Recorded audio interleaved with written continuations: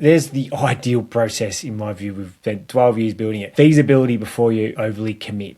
And any architect designer should do that as well. That's within 10 to 15% typically. But it's only within 10 to 15% if that's followed through. A recent client we had a budget around 800,000. We presented, it was an extension and a renovation. So renovation's like, how far do you go? So budget was 800,000. Again, we don't want to leave anything on the table. We presented what you can do for 800,000 and then also the add-ons that you could do in the existing, new windows, bathroom in the existing always adds some degree of work to the existing, potential re-roofs, insulation, cladding replacements, lots and lots of things. And then, we're talking HRVs that are optional for extension renovation, such as this was under the mill. That's where we call them optional. Over, we want them to be compulsory. We can't force clients, but highly, highly recommended in any home, to be honest. But ultimately, so we got that project to budget. There's lots of these add-ons the client could select. They said, nah, let's keep them out. So then we move forward into design documentation. And that's where we engage all consultants, engineering. And again, this is all under one roof.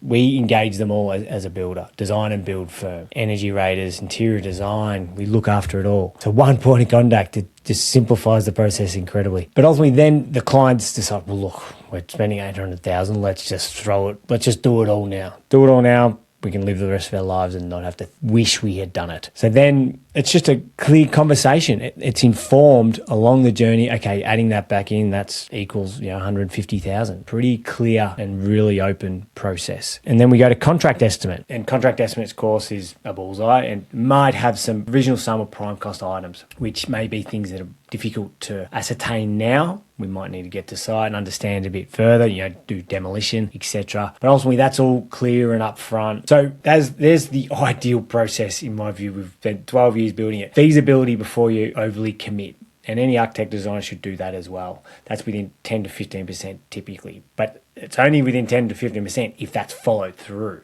That's the critical piece of that puzzle. And then after you're happy with a concept design, concept estimate. And this you can do with an architect or a designer as well. And this is when it's most critical to engage a builder. Of course, it works a lot simpler, design and build, where we build out a spec that, we're rinse and repeating. Of course, it's custom homes with standard components, really. So that's within, we say 5 to 10% at the most. And then we move into design documentation and contract estimate, obviously, and contract signing.